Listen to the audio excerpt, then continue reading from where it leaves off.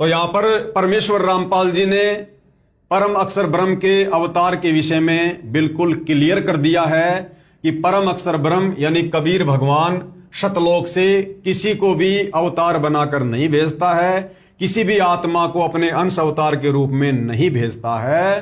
परम अक्षर ब्रह्म स्वयं पृथ्वी पर प्रकट होता है, वैसे शरीर आता है, किसी मां के गर्भ से जन्म लेकर नहीं आता। जैसे रामचंद्र जी अर्थात विष्णु जी जन्म लेते हैं, त्रेता युग में कौशल्या के गर्भ से जन्म लिया, द्वापर में देवकी के गर्भ से जन्म लिया। परंतु कबीर भगवान जो धरती पर गुरु की भूमिका करते हैं, सतगुरु बनकर आते हैं, तत्वदर्शी संत बनकर आते हैं, ये स्वयं ही सतलोक से चलकर आते हैं, स्वयं ये प्रकट होते हैं और शय शरीर आते हैं। ये किसी मां के गर्भ से जन्म लेकर नहीं आते। बाद परम अक्षर ब्रह्म यानी सर्वश्रेष्ठ परमात्मा सत्य पुरुष यानी कबीर देव के अवतारों की जानकारी। अब कबीर देव भगवान इस ज्ञान गंगा पुस्तक के अनुसार, जो ज्ञान गंगा पुस्तक स्वयं सतगुरु रामपाल जी ने लिखी है, जिसमें अज्ञान और झूठ का लेस मात्र भी समावेश नहीं है, तो उस कबीर परमेश्वर जी के अवतार कौन होते हैं, किस प्रकार से अपना कार्य करते हैं, ये विशेष जानकारी सतगुरु रामपाल जी से उपदेश प्राप्त भक्तों के लिए है। परम अक्षर ब्रह्म अर्थात सत्य पुरुष के अवतारों की जानकारी। परम अक्षर ब्रह्म स्वयं पृथ्वी पर प्रकट होता है, बिल्कुल क्लियर लिख दिया गुरुदेव भगवान ने इस ज्ञान गंगा पुस्तक में। सुई की नोक रखने जितना भी अज्ञान नहीं है, झूठ नहीं है। यदि आप सतगुरु रामपाल जी के भगत हैं, उनके फॉलोवर हैं, तो आपको ये भली बात ही पता होना चाहिए कि ये पवित्र पुस्तक ज्ञान गंगा सतगुरु रामपाल जी के सत्संगों का संग्रह है। और सतगुरु रामपाल जी ने स्वयं अपने सत्संग में कहा है कि बच्चों, ये जो ज्ञान गंगा पुस्तक है, ये मेरी आत्मा है, मेरी आत्मा, इसे साक्षात अपना गुरु ही समझ लेना। मेरा निवेदन है सारी पृथ्वी के मानव से। दास ने एक पुस्तक लिखी है, 2-3 पुस्तकें हमारी मेन, एक तो ज्ञान गंगा है। इस ज्ञान गंगा को जो पढ़ लेगा जी ला के, उसकी 101 पीढ़ी पार हो जाएगी। 101 पीढ़ी।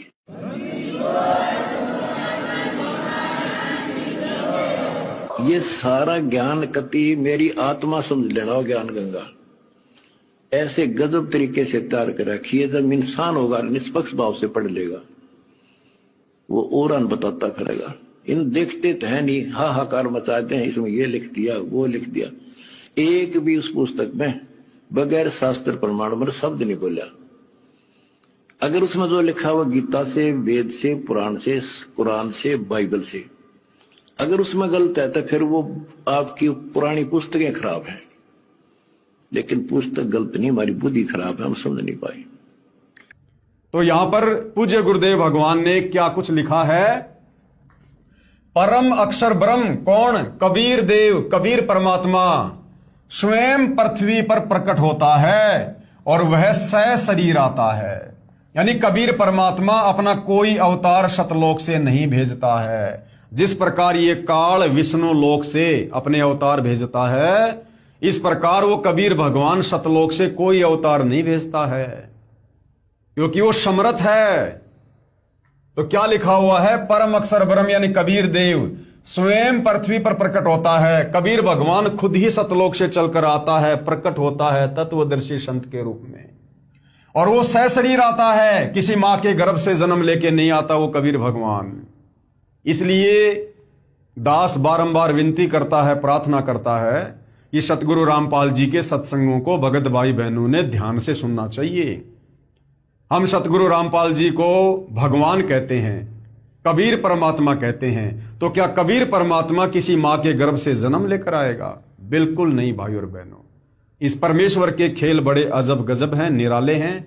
इनकी लीलाओं को यदि समझना है तो आपने पतिव्रता पद पर आना पड़ेगा। एक साधे सब सदें, सब साधे सब जाए, और माली सींचे मूल को फले फूले अघाए। तो यहां पर परमेश्वर रामपाल जी ने परम अक्षर ब्रह्म के अवतार के विषय में बिल्कुल क्लियर कर दिया है कि परम अक्षर ब्रह्म यानी कबीर भगवान शतलोक से किसी को भी अवतार बनाकर नहीं भेजता है, किसी भी आत्मा को अपने अंश अवतार के रूप में नहीं भेजता है। परम अक्षर ब्रह्म स्वयं पृथ्वी पर प्रकट होता है, वह शरीर आता है, किसी मां के गर्भ से जन्म लेकर नहीं आता। जैसे रामचंद्र जी अर्थात विष्णु जी जन्म लेते हैं, त्रेता युग में कौशल्या के गर्भ से जन्म लिया, द्वापर में देवकी के गर्भ से जन्म लिया। परंतु कबीर भगवान जो धरती पर गुरु की भूमिका करते हैं, सतगुरु बनकर आते हैं, तत्वदर्शी संत बनकर आते हैं, ये स्वयं ही सतलोक से चलकर आते हैं, स्वयं ये प्रकट होते हैं और शरीर आते हैं। ये किसी मां के गर्भ से जन्म लेकर नहीं आते और शरीर लौट जाता है। आगे क्या करें गुरुदेव कि शरीर आते हैं और शरीर ही जाते हैं। जैसे 650 साल पहले कबीर परमात्मा जी सन 1398 में काशी के लहर तारा तालाब में शिशु रूप में सतलोक से चलकर प्रकट हुए और अंत में सन 1518 में लीला करते हुए मगर से शरीर सतलोक को गमन कर गए। तो भाई और बहनों, कबीर परमात्मा जो तत्वदर्शी संत की भूमिका करते हैं वो शरीर आते हैं और शरीर ही जाते हैं। उनकी लीलाओं को हमने उनके विशेष आशीर्वाद से ज्ञान को आधार बनाकर ही समझना है। और शरीर लौट जाता है, यह लीला वह परमेश्वर, कौन परमेश्वर? कबीर देव परम अक्षर पुरुष 2 प्रकार से करता है। कैसे करता है? नंबर 1, प्रत्येक युग में यानी सतयुग, त्रेता युग, द्वापर और कलयुग, प्रत्येक युग में शिशु रूप में किसी सरोवर में कमल के फूल पर वन में प्रकट होता है।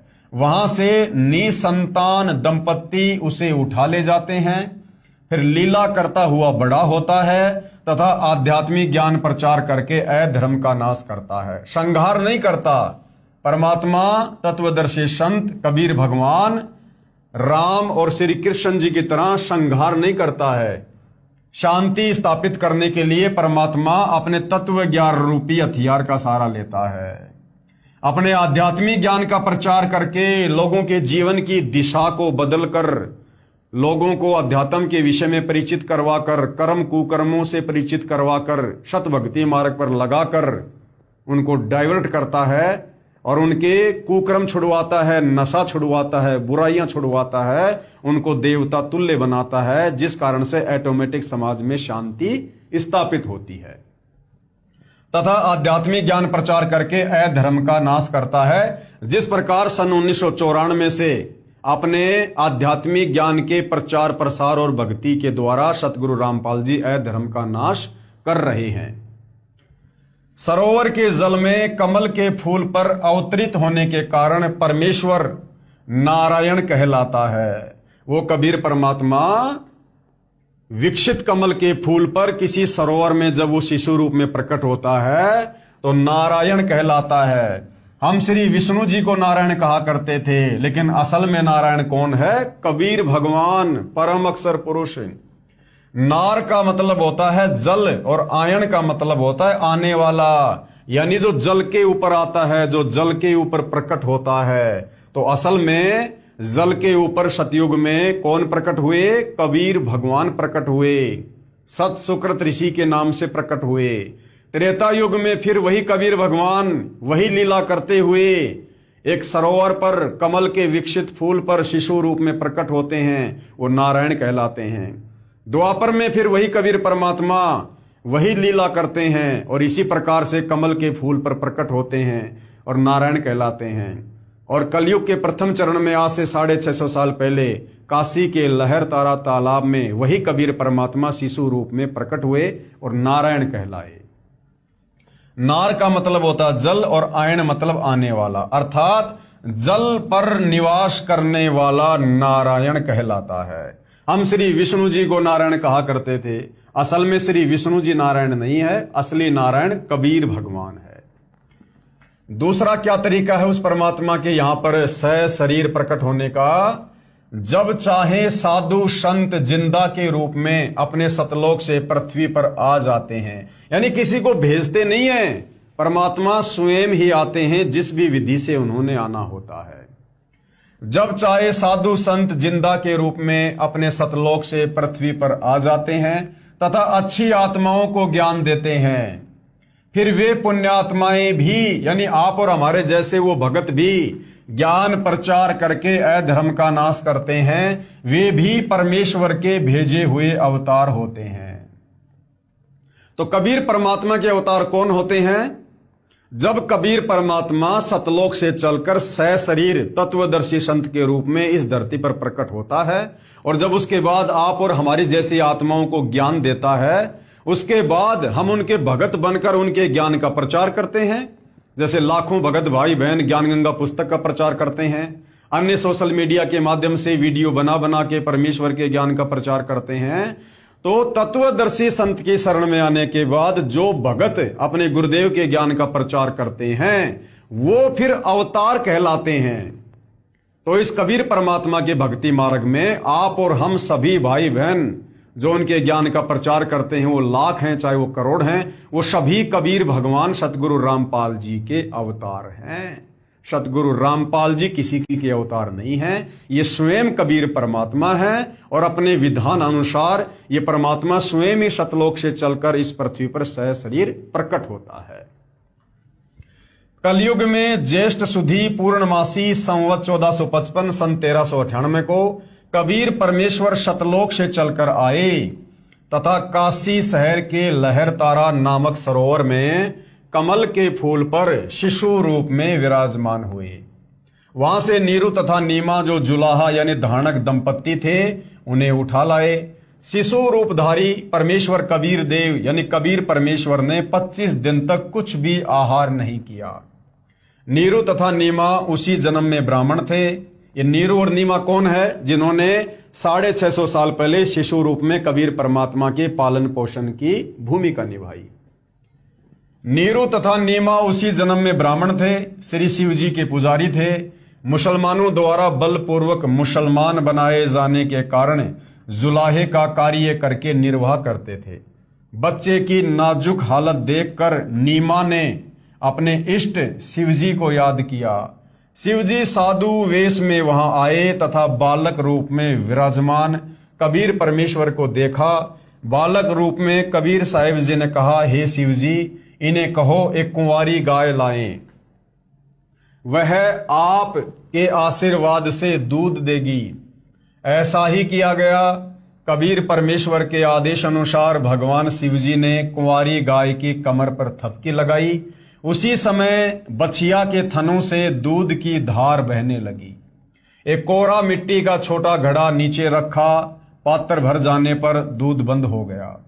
अभी बहुत सारी बातें भाई और बहनों, जिन लोगों को अभी अध्यात्म की जानकारी नहीं है, जो वही मनमानी भक्ति करते हैं या बिल्कुल नहीं करते हैं, जो साइंस के बलबूते पर भगवान को भूल चुके हैं, अब वो लोग तरह तरह की शंका मन में पैदा कर लेंगे कि बिना ब्याई बछिया कैसे दूध देगी और दूध कैसे अपने आप शुरू हो जाएगा, अपने आप कैसे बंद हो जाएगा। तो देखो भाई और बहनों, सतगुरु जो चावे सो कर ही, भरम पड़ो मत कोई, सेऊ धड़ पर शीश चढ़ाया पाछे करिए रसोई। परमात्मा कुछ भी कर सकता है, जिन्होंने इस सृष्टि को रचा है, आप और हम आत्माओं को उत्पन्न किया है, जिसने चांद तारे सितारे ब्रह्मांड बनाए हैं, वो परमात्मा अपने वचन से, अपने शब्द से, अपनी शक्ति से कुछ भी करने में समर्थ है। लेकिन हम उसकी समर्थता से अपरिचित हैं, जिस कारण हमारे मन में इस प्रकार के दोष आ जाते हैं। अब जैसे भाई और बहनों, आज से 500 वर्ष पहले या 700 वर्ष पहले अगर कोई व्यक्ति ये कहता कि भाई आने वाले समय में एक हवाई जहाज बनेगा जो कई टन वजन का होगा, लोहे का होगा, एल्युमिनियम का होगा, और वो हजारों टन वजनी लोहे का जहाज वो आकाश में उड़ा करेगा और चंद घंटों में कई हजार किलोमीटर की यात्रा पूरी कर लेगा, और उसमें कई सैकड़ों व्यक्ति बैठकर यात्रा किया करेंगे। अगर आज से 500 साल पहले, जब तक हवाई जहाज का आविष्कार नहीं हुआ था, अगर इस प्रकार की बात कोई करता तो उसको दुनिया का सबसे बड़ा मूर्ख व्यक्ति समझा जाता कि भैया ये 1 रुपए का सिक्का तो तू मुझे आकाश में उड़ा के दिखा दे, तू बात कर रहा है कई टन वजनी जहाज की, क्यों मजाक करता है। लेकिन आज भाई और बहनों, आप और हमारी आंखों के सामने ये स्पष्ट रूप से हो रहा है और हमें किसी प्रकार की कोई शंका नहीं है, क्योंकि हमारी आंखों के सामने हो रहा है। ठीक इसी प्रकार यदि आज से सैकड़ों वर्ष पहले कोई ये कहता कि भाई जब आप अपने घरों में जब आप एंट्री करोगे, जब आप अपने घर पर आने वाले समय में एंट्री करोगे तो ऐसी ऐसी मशीनें बन जाएंगी, आपके गेट के पास जाते ही गेट ऑटोमेटिक खुल जाएगा और आपके 2 फुट दूर जाते ही गेट ऑटोमेटिक बंद हो जाएगा। किसी ने दरवाजा ना खोलने की जरूरत है ना बंद करने की जरूरत है। तो सैकड़ों वर्ष पहले जब तक इस प्रकार के दरवाजों का आविष्कार नहीं हुआ था, कोई भी व्यक्ति इन बातों पर यकीन नहीं करने वाला था। लेकिन आज भाई और बहनों, हम अपनी आंखों से देख रहे हैं, बड़े बड़े मॉल में, बड़े बड़े होटलों में सेंसर लगे होते हैं, शीशे के गेट होते हैं। जैसे ही हम गेट के पास जाते हैं ऑटोमेटिक सेंसर काम करता है, दरवाजा खुल जाता है। जैसे ही हम प्रवेश करते हैं ऑटोमेटिक दरवाजा बंद हो जाता है। लाइट भी आजकल बड़े बड़े मॉल में, होटल्स में ऐसी लगी हुई हैं, जैसे जैसे हम चलेंगे लाइट ऑटोमेटिक जलती जाएगी और पीछे की लाइट ऑटोमेटिक बंद होती जाएगी। तो भाई और बहनों, ये तो खाली वैज्ञानिकों ने किया, विज्ञान के बलबूते पर किया। अब ये विज्ञान क्या है, ये इंसान क्या है भाई और बहनों? विज्ञान का आविष्कार, इन तमाम प्रकार के उपकरणों का आविष्कार ये किसने किया? इंसान ने किया, वैज्ञानिक ने किया। इंसान को किसने उत्पन्न किया? परमात्मा ने, भगवान ने। तो भाई और बहनों, जब भगवान के द्वारा उत्पन्न किया गया एक मिट्टी का एक पुतला, जब इतना सब कुछ उसी भगवान के द्वारा दी गई उस बुद्धि आधार से, विज्ञान के माध्यम से जब इतना सब कुछ कर सकता है, तो सोचिए उस इंसान को बनाने वाला परमात्मा, उसके पास कितनी बुद्धि होगी, उसके पास कैसे कैसी सिद्धि होंगी, वो क्या कुछ नहीं कर सकता है।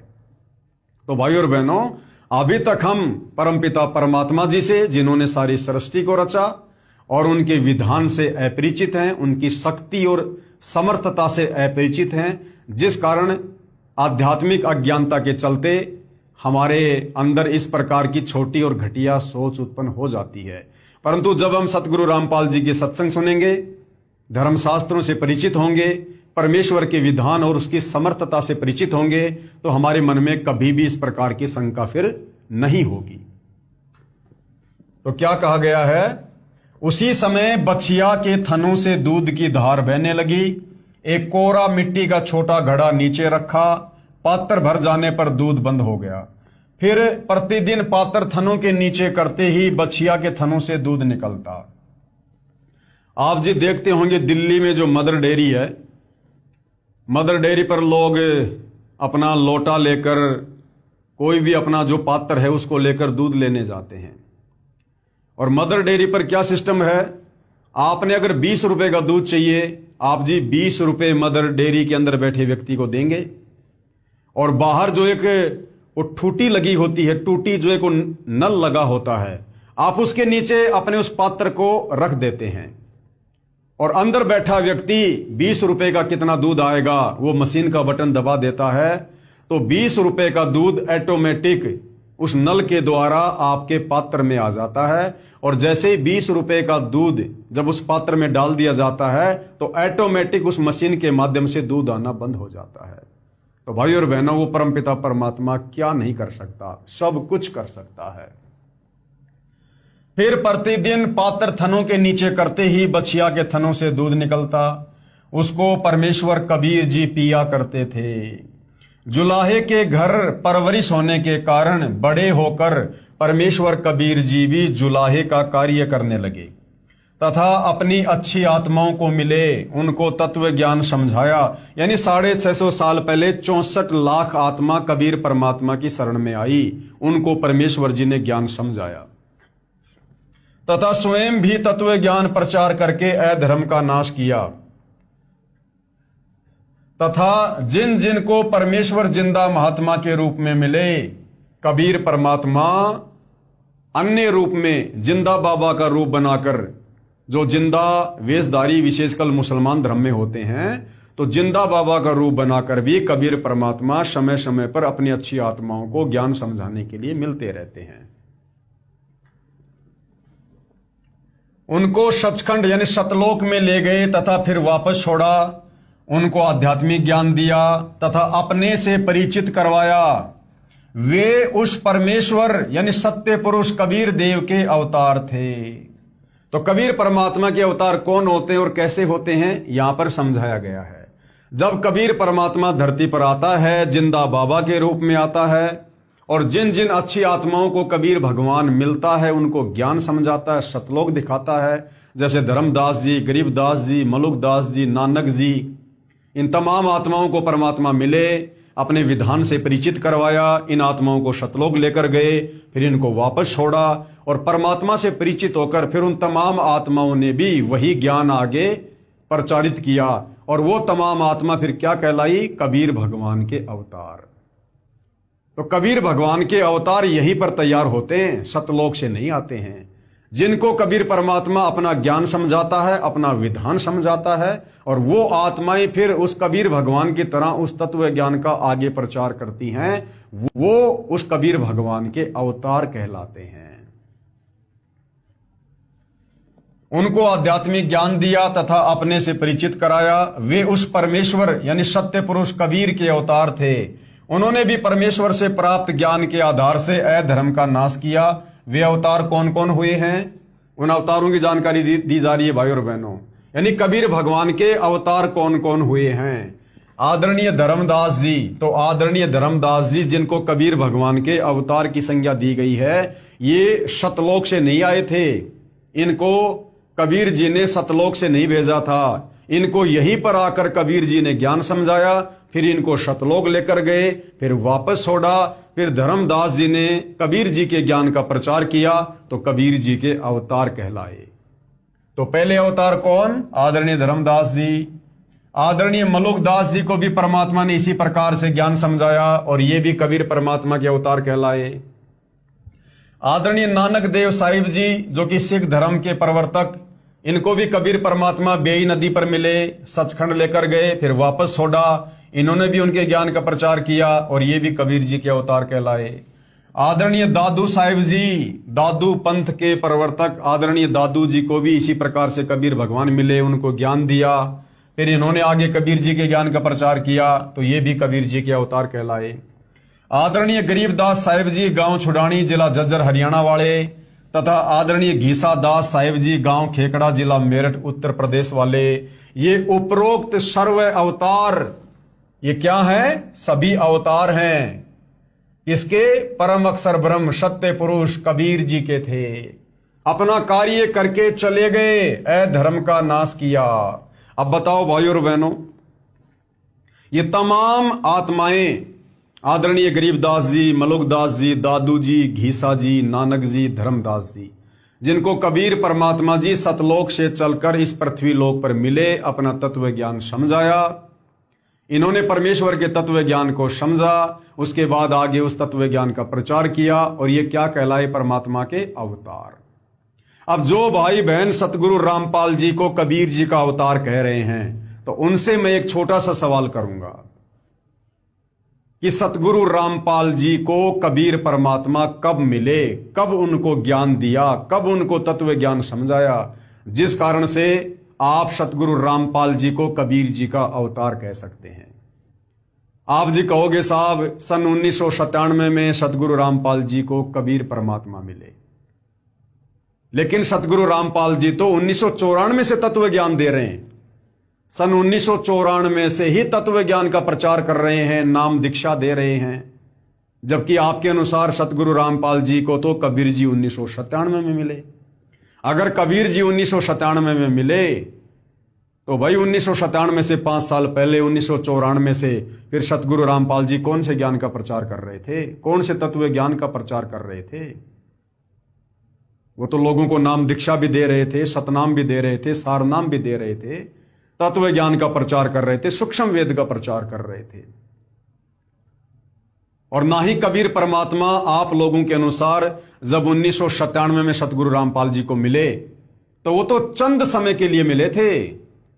आप लोगों के अनुसार चंद समय के लिए मिले थे, वो तो उसके बाद अंतर्ध्यान हो गए। तो उन्होंने कब ज्ञान समझाया, कैसे ज्ञान समझाया? धर्मदास जी को तो कबीर भगवान ने सैकड़ों वर्ष ज्ञान समझाया। नानक जी को कबीर परमात्मा ने कई वर्षों तक ज्ञान समझाया। तो भाई और बहनों, सतगुरु रामपाल जी कबीर परमेश्वर जी के अवतार नहीं हैं, क्योंकि अवतार को आत्मा कहा जाता है। आत्मा, जैसे धर्मदास जी एक आत्मा थी, दादू जी एक आत्मा थी, जिनको कबीर परमात्मा सतलोक से चलकर आए, उनको मिले, उनको ज्ञान समझाया। परंतु सतगुरु रामपाल जी परमात्मा है। परमात्मा, आत्मा होती है जीव और परमात्मा होता है भगवान। तो भाई और बहनों, सतगुरु रामपाल जी तो आप भाई बहनों के अनुसार सन 1997 में कबीर भगवान के मिलने से पहले से ही तत्व ज्ञान का प्रचार कर रहे हैं, लोगों को दीक्षा दे रहे हैं। तो सतगुरु रामपाल जी स्वयं कबीर भगवान हैं, ये कबीर जी के अवतार नहीं हैं। दास विनती करेगा, प्रार्थना करेगा, आप सतगुरु रामपाल जी के सत्संगों को गहराई से समझने का प्रयत्न कीजिएगा। यदि आप गुरुदेव भगवान से सद्बुद्धि की भिक्षा मांगोगे तो परमेश्वर अवश्य आप जीव का ज्ञान योग खोलेंगे और आपको अपने गुरुदेव भगवान की वास्तविक परमात्मा वाली स्थिति का ज्ञान होगा। उपरोक्त सभी अवतार परम अक्षर ब्रह्म सत्य पुरुष यानी कबीर जी के थे। अपना कार्य करके चले गए, अधर्म का नाश किया, जिस कारण से जनता में बहुत समय तक बुराई नहीं समाई। वर्तमान में संतों की कमी नहीं, परंतु शांति का नामो निशान नहीं। कारण यह है कि इन संतों की साधना यानी भक्ति शास्त्रों के विरुद्ध है, गीता जी के विरुद्ध है, वेदों के विरुद्ध है। इन संतों के, आचार्य शंकराचार्यों के, किसी भी धर्म के धर्माचार्य के जो मंत्र हैं, जो साधना है, जो भक्ति विधि है, वो उस धर्म के पवित्र शास्त्रों के विरुद्ध है, अर्थात मनमाना आचरण है। जिस कारण गांव गांव में संत है लेकिन शांति का नामो निशान भी नहीं है। जिस कारण से समाज में अधर्म बढ़ता ही जा रहा है। इन पंथों और संतों को सैकड़ों वर्ष हो गए ज्ञान प्रचार करते हुए, परंतु अधर्म बढ़ता ही जा रहा है, परंतु अधर्म बढ़ता ही जा रहा है। आगे पवित्र पुस्तक ज्ञान गंगा में पूज्य गुरुदेव भगवान हमें क्या समझा रहे हैं? सत्य पुरुष का वर्तमान अवतार, कि वर्तमान में इस धरती पर सत्य पुरुष यानी कबीर देव परम अक्षर पुरुष का अवतार कौन है, यानी वो सत्य पुरुष वर्तमान में कौन है, कहां है। ये तो हमें पता चल गया कि कबीर जी का कोई अवतार नहीं होता, कबीर जी खुद ही अपने अवतार होते हैं, खुद ही सतलोक से सशरीर चलकर आते हैं, तत्वदर्शी संत की भूमिका करते हैं। तो वर्तमान में यदि कबीर जी सतलोक से चलकर आए हैं, खुद अवतरित हुए हैं, तो कौन है? सत्य पुरुष का वर्तमान अवतार, जो सत्य साधना तथा तत्व ज्ञान का प्रचार परमेश्वर के पूर्वोक्त परमेश्वर के अवतार संत किया करते थे। कौन? धर्मदास जी, दादू जी, नानक जी, मलुकदास जी, गीसा संत जी, जिससे आपसी प्रेम था, एक दूसरे के दुख में दुखी होते थे, असहाय व्यक्ति की मदद करते थे। वही शास्त्र विधि अनुसार साधना तथा वही आध्यात्मिक यथार्थ ज्ञान सतगुरु रामपाल जी महाराज को परमेश्वर कबीर साहिब जी ने प्रदान किया है। अब भाई और बहनों, यहां पर थोड़ा सा विरोधाभास है, थोड़ा सा यहां पर बुद्धि विवेक लगाने की आवश्यकता है। क्या कहा गया है? वही आध्यात्मिक यथार्थ ज्ञान सतगुरु रामपाल जी महाराज को परमेश्वर कबीर साहिब जी ने प्रदान किया, जबकि सतगुरु रामपाल जी स्वयं परमेश्वर कबीर साहिब हैं। सतगुरु रामपाल जी स्वयं सतलोक से अवतरित हुए हैं, क्योंकि तत्वदर्शी संत की भूमिका कोई अवतार नहीं निभा सकता। तत्वदर्शी संत की भूमिका कोई जीव, कोई भगत नहीं निभा सकता। तत्वदर्शी संत बनकर अपने द्वारा रची गई सृष्टि की रचना की यथार्थ जानकारी, यथार्थ भक्ति मार्ग, यथार्थ मंत्र प्रदान करने के लिए कबीर परमात्मा सतलोक से चलकर खुद ही पृथ्वी पर अवतरित होता है। तो देखो भाइयों और बहनों, पवित्र पुस्तक ज्ञान गंगा है, सतगुरु रामपाल जी के सत्संगों का संग्रह है, भक्तों के द्वारा लिखी गई है, और जरा सी नासमझी के चलते यहां पर सतगुरु रामपाल जी को कबीर परमात्मा से भिन्न दर्शाया गया है। तो भाइयों और बहनों, ठीक है, जगत वाले भाई बहनों को समझाने की दृष्टि से ठीक है, परंतु जो सतगुरु रामपाल जी से उपदेश प्राप्त भगत हैं वो सतगुरु रामपाल जी और कबीर जी को अलग अलग समझने की गलती ना करें, अन्यथा ये बहुत बड़ा भक्ति के नाश का कारण बनेगा। क्योंकि परमेश्वर जी की वाणी है कि सतगुरु साहिब एक है, दूजा ब्रह्म विरोध, और बिन सतगुरु सूझे नहीं, चाहे पढ़ो 18 बोध। कबीर परमात्मा जी के अलावा हम इन धर्म शास्त्रों को नहीं समझ सकते हैं। फिर परमात्मा जी कहते हैं कि सतगुरु साहिब एक शरीरा और सतगुरु बिना न लागे तीरा। सतगुरु यानी तत्वदर्शी संत और साहिब यानी कबीर परमात्मा, कहते हैं वो दोनों एक ही होते हैं, और सतगुरु की भक्ति के बिना हम सतलोक नहीं जा सकते, हमारा मोक्ष नहीं हो सकता। फिर परमेश्वर जी ने बताया कि गुरु और गोविंद दो नहीं भाई।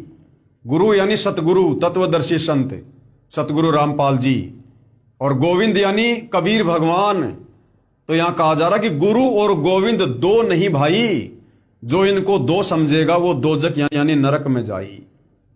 भक्ति करते करते भी, उपदेश प्राप्त करके भी, जो अपने सतगुरु को भगवान से भिन्न मानेगा, कबीर जी से भिन्न समझेगा, आदरणीय गरीबदास जी कहते हैं कि वो भगत भक्ति करते करते भी नरक में जाएगा। गुरु और गोविंद दो नहीं भाई, जब तक दो समझोगे दोजक में जाई। तो भाई और बहनों, थोड़ा सा बुद्धि विवेक लगाने की आवश्यकता है, ठंडे दिमाग से सोचने की आवश्यकता है। पूज्य गुरुदेव भगवान से सद्बुद्धि की भीख मांगिएगा, परमेश्वर अवश्य हम सबका ज्ञान योग खोलेंगे, और हम जो भिन्न भिन्न देख रहे हैं गुरु और गोविंद को, तत्वदर्शी संत और कबीर भगवान को, सतगुरु रामपाल जी और कबीर जी को, इस हमारी भ्रमणा का समूल नाश होगा। तो क्या कहा गया है? वही आध्यात्मिक यथार्थ ज्ञान सतगुरु रामपाल जी महाराज को परमेश्वर कबीर साहिब जी ने प्रदान किया।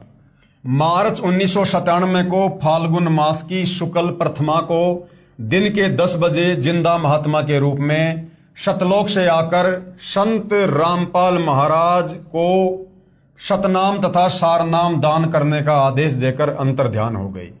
कब? मार्च 1997 को लेखक के द्वारा यानी भगत के द्वारा कहा जा रहा है कि मार्च 1997 को सतगुरु रामपाल जी को कबीर परमात्मा दिन के 10 बजे जिंदा महात्मा के रूप में मिले, और क्या किया? शतनाम तथा सारनाम दान करने का आदेश देकर अंतर्ध्यान हो गए। जबकि सतगुरु रामपाल जी तो 1997 से पहले 1994 से सतनाम दे रहे हैं। 1994 से और 1997 के बीच में सतगुरु रामपाल जी ने सारनाम भी भक्तों को दिया है। यानी जो यहां लिखा जा रहा है ना कि सतगुरु रामपाल जी को कबीर भगवान दिन के 10 बजे जिंदा बाबा के रूप में 1997 में आकर मिले तथा सतनाम तथा सारनाम दान करने का आदेश देकर अंतर्ध्यान हो गए, तो सतगुरु रामपाल जी तो 1994 से सतनाम भी दे रहे हैं और सारनाम भी दे रहे हैं। तो फिर ये आदेश फिर उनको 1994 में ये किसने दिया? क्योंकि भगवान तो आप लोगों के अनुसार सतगुरु रामपाल जी को 1997 में मिले, फिर 94 से ये किसके आदेश से नाम दे रहे थे भाई? अर्थात सतगुरु रामपाल जी स्वयं कबीर परमात्मा है, और ये परमेश्वर की कुछ अजब गजब लीलाएं होती हैं। ये लीलाएं धीरे धीरे उनके सत्संग सुनने से हमारी समझ में आएंगी। सतगुरु रामपाल जी महाराज भी परमेश्वर अर्थात परम अक्षर ब्रह्म अर्थात कबीर देव के उन अवतारों में से एक हैं जो आध्यात्मिक ज्ञान के द्वारा अधर्म का नाश करते हैं। जबकि जब हमें यह बात समझ में आ जाएगी, गुरुदेव की वास्तविक स्थिति की पहचान होगी, तो हम यही कहेंगे कि सतगुरु रामपाल जी अर्थात कबीर परमात्मा जी स्वयं ही अवतार हैं, सतलोक से चलकर अवतरित हुए हैं, जो आध्यात्मिक ज्ञान के द्वारा अधर्म का नाश कर रहे हैं। अब विश्व में शांति होगी, निसंदेह होगी, क्योंकि परमात्मा स्वयं तत्वदर्शी संत के रूप में धरती पर प्रकट हैं, और यह शांति केवल उन्हीं को होगी जो उनके ज्ञान को समझकर उनकी शरण में आ जाएंगे। क्योंकि भाई और बहनों, ये युग परिवर्तन का समय चल रहा है।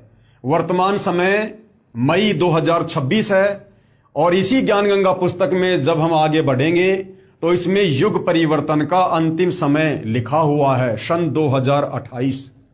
तो भाई और बहनों, मुश्किल से 1.5 वर्ष का समय है, ओनली 1.5 वर्ष का समय, 15 से 16 महीने का समय है हमारे पास में। 2028 में युग परिवर्तन होना है, और जब जब युग परिवर्तन होता है तो भयंकर जन धन की हानि होती है। भविष्य मालिका पुस्तक में तो यहां तक लिखा गया है कि युग परिवर्तन के दौरान पूरे विश्व की जनसंख्या जो वर्तमान में 800 करोड़ है, मात्र 64 करोड़ रह जाएगी, 64 करोड़। इस स्तर पर जन धन की हानि होगी। कहीं प्राकृतिक आपदा आएंगी, बाढ़ आएगी, भूकंप आएगा, अतिवृष्टि होगी, अनावृष्टि होगी, कहीं पर युद्ध होगा, महायुद्ध होगा, महामारियां आएंगी, यानी हर प्रकार से जीवन अस्त व्यस्त होगा इस युग परिवर्तन के समय में। क्योंकि जब जब युग परिवर्तन होता है